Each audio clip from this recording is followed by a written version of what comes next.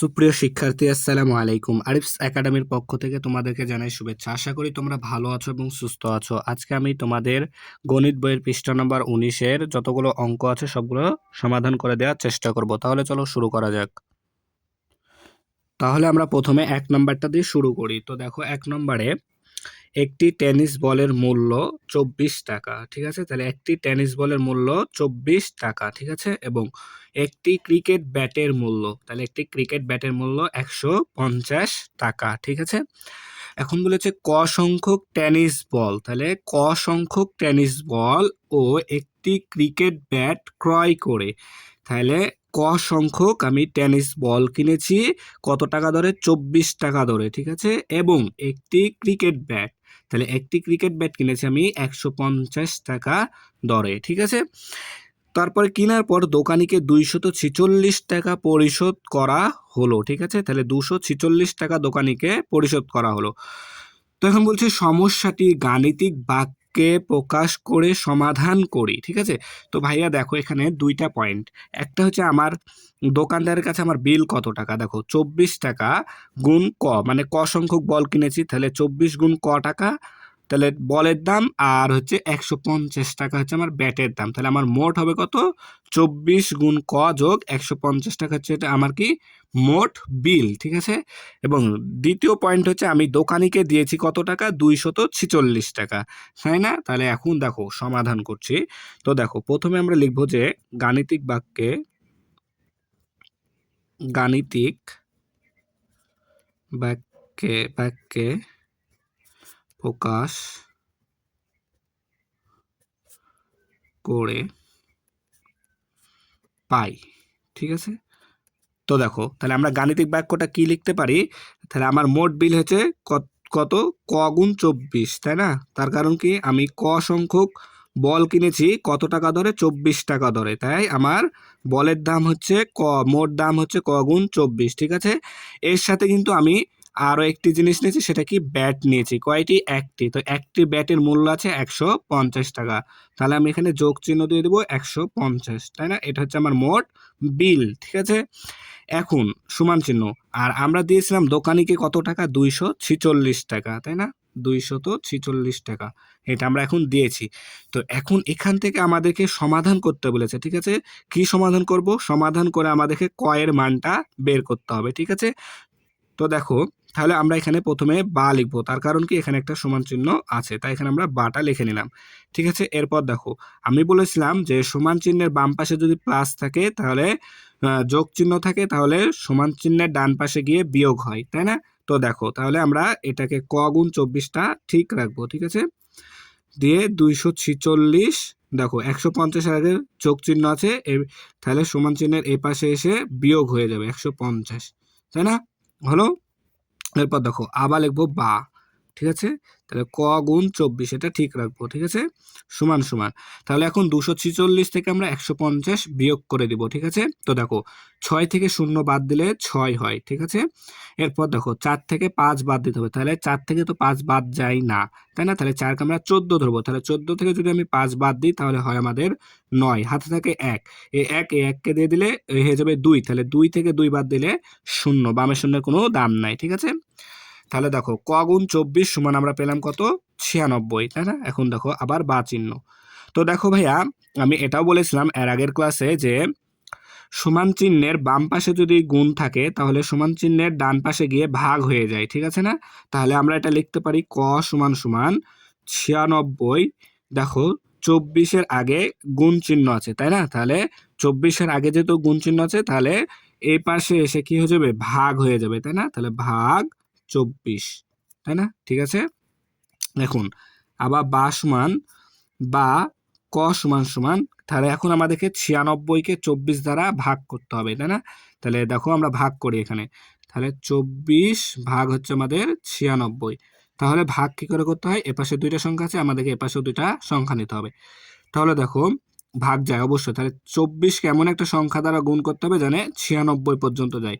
তো দেখো আমি যদি 24কে 4 দ্বারা গুণ করি, তাহলে দেখো 4 4-এ 16, 4 4-এ 16, 16 6 হাতে থাকে 1, ঠিক আছে। 4 2 8 আর 1 9, তাহলে আমরা 96 কিন্তু পেয়ে যাচ্ছি, তাহলে 4, তাহলে 96, তাই না? তাহলে এখানে 96/24 সমান আমাদের আসবে 4। ঠিক আছে, তাহলে কয়ের মান কিন্তু আমরা পেয়ে গেলাম, তাই না? তাহলে দেখো আমাদের সমাধান করা কিন্তু হয়ে গেল। এবার এখানে লিখবো অতএব ক সমান সমান 4। ঠিক আছে, তাহলে এটাই হচ্ছে আমাদের কি উত্তর। ঠিক আছে, এটা হচ্ছে কি আমাদের উত্তর। আশা করি তোমরা বুঝতে পেরেছো তাহলে। ঠিক আছে, এরপরে আরো 2টি অঙ্ক আছে, সেগুলো সমাধান করব। ঠিক আছে, চলো। তাহলে দেখো এখানে এবার 3 নাম্বার অঙ্কটা করব। ঠিক আছে, তো দেখো আইমান বাজার থেকে ক সংখ্যক ডিম কিনলো। ঠিক আছে, তাহলে ক সংখ্যক ডিম কিনলো এবং সে দোকানিকে মোট খ টাকা দিল। ঠিক আছে, তাহলে ক সংখ্যক ডিম কিনেছে এবং খ সংখ্যক টাকা দোকানিকে দিয়েছে। ঠিক আছে, প্রতিটি ডিমের দাম কত? 12 টাকা। তাহলে প্রতিটি ডিমের দাম 12 টাকা হলে নিচের প্রশ্নগুলোর উত্তর খুঁজি। তো দেখো 1 নম্বর প্রশ্ন আছে যে ক ক এবং খ এর মধ্যে সম্পর্ক কি। ঠিক আছে, তাহলে ক এবং খ এর মধ্যে সম্পর্ক করতে হবে। তো দেখো এখানে কিন্তু ক সংখ্যক ডিম কিনেছে। ঠিক আছে, এবং প্রতিটি ডিমের মূল্য কত? 12 টাকা। তাহলে ক সংখ্যক ডিমের দাম কত হবে? 12 গুণ ক, তাই না? 12 ক সমান কি হবে? আর দোকানিকে দিয়েছি খ টাকা, তাই না? তাহলে আমরা এটা লিখতে পারি, দেখো যে ক এবং এটা 1 নাম্বার। ঠিক আছে, ক এবং খ এর মধ্যে সম্পর্ক সম্পর্ক ঠিক আছে হবে। তাহলে ক এবং খ এর মধ্যে সম্পর্ক কি দেখো, তাহলে তাহলে আমি কতটি ডিম কিনেছিলাম? ক সংখ্যক, তাই এখানে লিখলাম ক। ঠিক আছে, এবং প্রতিটি ডিমের দাম কত? 12 টাকা। তাহলে আমি 12কে ক দ্বারা গুণ করলে তো ক ক ক সংখ্যক ডিমের দামটা বের হয়ে আসবে, তাই না? এখন আমরা সমান চিহ্ন দেব। এবার লিখতে পারি যে কি, আমরা দোকানিকে মোট দিয়েছি ক টাকা? খ টাকা। তাহলে আমরা খ লিখতে পারি। ঠিক আছে, তাহলে এটাই হচ্ছে কি আমাদের ক এবং খ এর মধ্যে সম্পর্ক। ঠিক আছে, তাহলে ক এবং খ এর মধ্যে সম্পর্ক হবে ক ইন্টু ক গুণ 12 সমান খ। ঠিক আছে, এটা উত্তর 1 নম্বর। ঠিক আছে, এখন 2 নাম্বারটা দেখো। তাহলে 2 নাম্বার বলছে দেখো যে ক এর মান 10, 11 এবং 10, 11, 15 হলে খ এর মানগুলো কি হবে। ঠিক আছে, তাহলে এখানে দেখো ক এর মানের জায়গাতে আমাদেরকে 10, 11 আর হচ্ছে 15 বসায় দিতে হবে, তাহলে পেয়ে যাবো। তাহলে দেখো 2 নাম্বার। ঠিক আছে, তো 2 নাম্বার যে 1 নং হতে পাই। ঠিক আছে, 1 নং হতে পাই। ঠিক আছে, যে ক ইন্টু 12 সমান সমান খ, তাই না? এখন তাহলে ক এর মান আমাদেরকে এখানে বলে দিয়েছে যে 10, তাহলে ক সমান 10 হলে, ক সমান 10 হলে, ঠিক আছে, 10 হলে দেখো দেখো তাহলে এখানে ক এর জায়গায় আমরা কি বসাই দেবো? 10 বসাই দেবো। তাহলে ক এখানে প্রথমে তুলে নিই 12 সমান সমান খ, তাই না? তাহলে এখানে আমরা এখন লিখবো যে বা 10 ইন্টু 12 সমান সমান খ, তাই না? বা খ সমান সমান লিখতে পারি 10, 10 10 বারে কত হয়? 12তে কত হয়? সরি, দেখতে পাওনি তোমরা আশা করি। এই তো এবার দেখতে পাচ্ছ। এখানে আমি কিছুই করিনি, দেখো ভাইয়া, খালি এখানে ক সমান আমাদের প্রশ্নে দেওয়া আছে, তাই না? আমি আরেকবার বুঝাই দিই।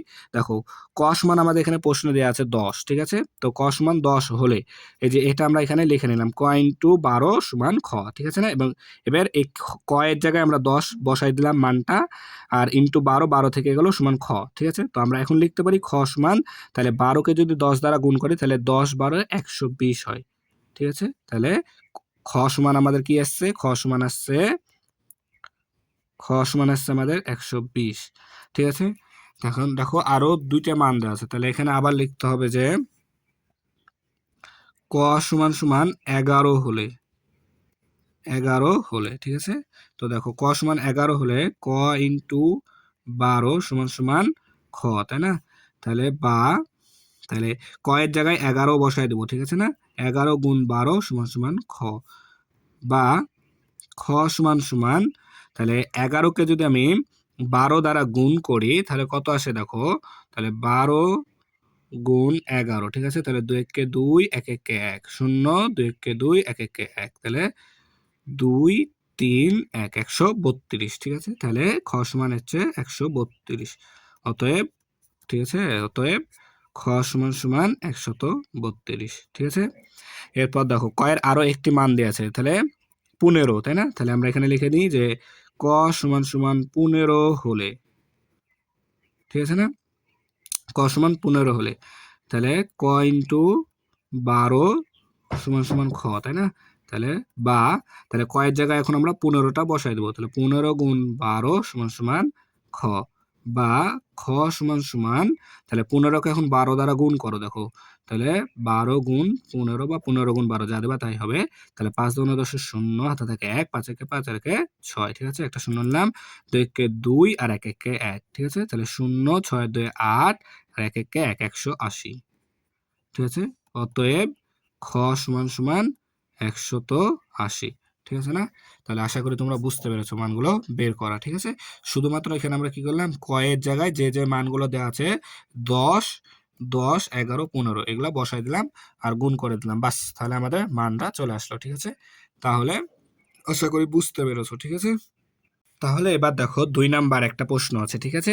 যে রোমেনা ক সংখ্যক টিস্যু বক্স 48 টাকা দরে, তাহলে ক সংখ্যক টিস্যু বক্স 48 টাকা দরে কিনে দোকানিকে খ টাকা দিলে দোকানি তাকে 116 টাকা ফেরত দিল, ঠিক আছে? তাহলে দেখো ক সংখ্যক টিস্যু বক্স কিনলো কত টাকা দরে, 48 টাকা দরে, ঠিক আছে? এবং দোকানিকে খ টাকা দিলে দোকানি তাকে 116 টাকা ফেরত দিল, ঠিক আছে?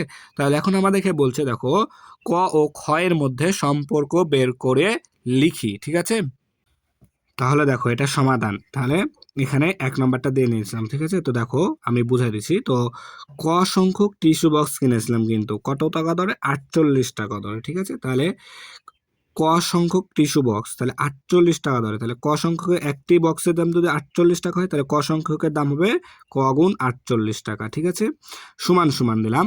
এবার দেখো দোকানিকে দিয়েছিলাম খ টাকা, তাই না? এই যে খ টাকাটা লিখে নিলাম, দোকানিকে দিয়েছিলাম আমি খ টাকা, ঠিক আছে? এখন এই দোকানি এই খ টাকা থেকেই তাকে 116 টাকা ফেরত দিল, ঠিক আছে? তাহলে 116 টাকা ফেরত দিল, অর্থাৎ বিয়োগ করে দিতে হবে, তাহলে খ টাকা থেকে 116 টাকা বিয়োগ করে দিলাম, ঠিক আছে? তাহলে এটাই কিন্তু আমাদের সমাধান, ঠিক আছে?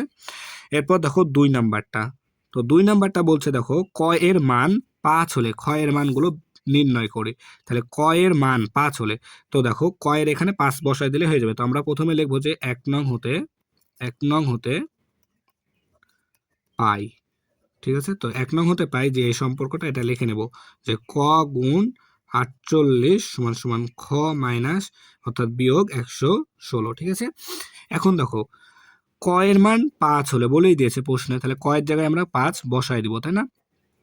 বা তাহলে 5 গুণ 48 সমান সমান খ বিয়োগ 116, ঠিক আছে? তোমরা এখানে চাইলে সাইড নোটটা দিয়ে নিতে পারো, সুতরাং ক সমান 5, ঠিক আছে? এটা সাইড নোট তোমরা চাইলে দিতে পারো, ঠিক আছে? তো দেখো এরপর কি হবে, তাহলে আবার বা চিহ্ন, তাহলে দেখো যদি গুণ করি 5কে 48 দ্বারা 5 8 40, শূন্য হবে, হাতে থেকে 4, 4 5 20 আর 4 24, ঠিক আছে? 240 সমান সমান খ বিয়োগ 116, দেখো তাহলে এখন দেখো আমরা কি লিখতে পারি, দেখো আমি বলেছিলাম যে যদি সমান চিহ্নের ডান পাশে বিয়োগ থাকে তাহলে বাম পাশে নিয়ে আসলে সেটা যোগ চিহ্ন হয়ে যায়, তাই না? তো দেখো এখন আমরা এটাকে লিখতে পারি 240, এই যে দেখো 116 সামনে আছে বিয়োগ চিহ্ন, তাহলে এই পাশে এসে কি হবে, যোগ হয়ে যাবে, তাহলে যোগ 116 সমান সমান খ, ঠিক আছে? দেখো তারপরে আবার লিখতে হবে বা, তাহলে এখন আমাদেরকে 240-এর সাথে 116 যোগ করতে হবে, তাহলে দেখো 6-এর সাথে 0 যোগ করলে 6 হয়, 1-এর সাথে 4 যোগ করলে 5 হয়, আর 1-এর সাথে 2 যোগ করলে হয় 3, ঠিক আছে? তাহলে খ সমান 356, বা তাহলে বা খ সমান সমান 356, ঠিক আছে? তাহলে খ এর মান আমাদের কি 356 চলে আসলো, ঠিক আছে? তাহলে এটাই কি আমাদের উত্তর, ঠিক আছে? তাহলে আশা করি তোমরা বুঝতে পেরেছো, ঠিক আছে? তাহলে আজকে এই পর্যন্ত, ভিডিও ভালো লাগলে অবশ্যই লাইক কমেন্ট শেয়ার করতে ভুলবে না এবং পরবর্তী ভিডিও সবার আগে পেতে আমাদের চ্যানেলটি সাবস্ক্রাইব করে রাখো। আল্লাহ হাফেজ, আসসালামু আলাইকুম ওয়া রাহমাতুল্লাহ।